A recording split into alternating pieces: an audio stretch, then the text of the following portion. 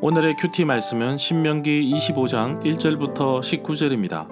제목, 상대방에 대한 정말 세심한 배려. 먼저 앞뒤 문맥을 살펴보겠습니다. 이스라엘 백성들은 가나안 사람들과 다르게 살아야 합니다. 거룩한 삶을 살기 위해 정결한 삶은 기본이며 재물 또한 흠이 없고 정결하듯이 예배드리는 백성들도 거룩한 삶을 살아야 합니다. 가나안 땅에 정착하여 살아가지만 가나안 땅의 문화나 제도를 따라 해서도 안 되고 그들과 융합해서도 안 됩니다. 이웃과 약자들을 향해 배려와 상거래에서도 지켜야 할 부분도 언급하고 있습니다. 이스라엘 사람들이 가나안 땅에 정착하기도 전에 일어날 일을 미리 소개하고 있습니다. 특이한 점은 사람이든 짐승이든 아주 세심한 배려가 필요하다는 것입니다. 죄가 있는 사람에게는 정당한 판결과 벌을 받아야 하지만 정확하게 집행할 수 있도록 하였습니다. 문단을 나눠보겠습니다. 1절부터 4절은 죄가 있는 사람에 대한 또 다른 배려, 5절부터 10절은 죽은 형제의 가족을 부양할 의무, 11절부터 12절은 수치스럽고 모욕감을 주는 죄, 13절부터 16절은 공평하고 정직한 추를 사용하라. 17절부터 19절은 아말렉 사람들에 대하여. 1절에 보면 서로가 논쟁하게 되면 하나님 앞에 나아가 제사장과 재판장 앞에 서라고 하였고, 또한 재판장은 자세히 조사하여서 그 증인이 거짓 증언한 것이 판명되면 그런 악들을 제거하라고 신명기 19장 17절부터 19절에 말씀하고 있습니다. 2절에 보면 유죄의 판결을 받아 매를 맞을 사람이라면 재판관은 그를 자기 앞에 엎드리게 한 다음 죄의 정도에 따라 매를 때리게 해야 합니다.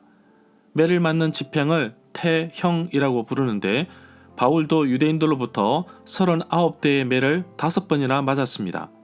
이 내용은 고린도후서 11장 24절에 나옵니다.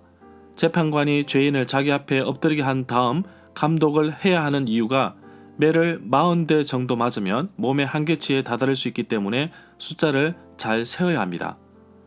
그래서 실수로 40대를 넘지 않도록 의도적으로 39대를 맞게 하였는데 바울도 39대를 맞았습니다. 또한 이것을 두고서 단순히 몸이 견딜 만한 태장의 수가 40대가 아니라 인간의 존엄성을 대변한 것으로 이해할 수도 있고 너무 많이 때리지 않도록 하는 어떤 조치로 이해할 수도 있습니다. 이러한 해석은 40대 태형에서 한 대를 뺀 39대를 집행하는 이유에서도 찾아볼 수 있습니다. 자세한 내용은 3절에 이어지고 있습니다. 4절에 보면 손은 타작 마당에 펼쳐놓은 곡식 더미 위를 원을 그리면서 타작을 합니다. 이 구절에서는 비록 짐승이지만 수고하는 것에 대한 일종의 세심한 배려라고 볼 수 있습니다. 바울은 고린도전서 9장 9절에서 짐승을 사랑하는 모습을 비유적인 뜻으로 해석하고 있습니다. 신명기 25장 4절을 인용하였습니다. 또한 이 구절은 디모데전서 5장 18절에서도 인용되었습니다. 바울은 자신이 복음을 전하기 위해 애쓰고 있는데 자신을 마치 곡식 떠는 소에 비유하여 필요한 것이 있다고 말하고 있습니다. 바로 재정적인 지원을 요구하며 이 구절을 인용하였습니다. 5절에 보면 형제가 함께 살다가 그 가운데 한 명이 아들이 없어 죽었을 때 죽은 사람의 아내는 다른 집안의 남자와 결혼할 수 없습니다. 죽은 남편의 형제가 그 여자를 아내로 맞아들여야 합니다. 그것이 죽은 남편의 형제로서 지켜야 할 의무이기 때문입니다. 이 구절은 마태복음 22장 24절에서 부활이 없다는 사두개인들이 예수님께 와서 이 구절을 인용하여 질문을 던졌습니다. 과연 누구의 남편의 아내인가? 예수님은 사두개인들이 부정하는 부활 때에는 하늘에 있는 천사와 같다고 말씀하시면서 부활에 대해서 확신 있게 말씀하고 있습니다. 마가복음 12장 18절과 누가복음 20장 28절에서도 동일하게 말씀을 인용하고 있습니다. 13절에 보면 주머니에 서로 다른 무게를 가진 2개의 추를 가지고 다녀서도 안 됩니다. 레위기 19장 35절에서도 재판할 때에 길이나 무게나 양을 잴 때에 불의를 행하지 말라고 말씀하고 있습니다. 공평한 추나 저울, 에바를 사용하라고 말씀하십니다. 잠언에서는 이러한 공평한 저울과 공평한 접시는 여호와의 것이라고 말씀하시면서 주머니 속의 저울추 역시 다 여호와 하나님께서 지으신 것이라고 말합니다. 17절에 보면 아말렉과의 사건은 출애굽기 17장 8절에 나옵니다. 르비딤에서 아말렉과의 싸움이 나옵니다. 18절에 보면 아말렉을 진멸하신 이유가 18절에 나오는데, 아말렉 사람은 이스라엘 백성들이 피곤하고 지쳐있을 때 길에서 이스라엘 백성들을 만나 이스라엘 백성 뒤에 처진 사람들을 모조리 죽였습니다. 그들은 하나님을 두려워할 줄 모르는 자들입니다.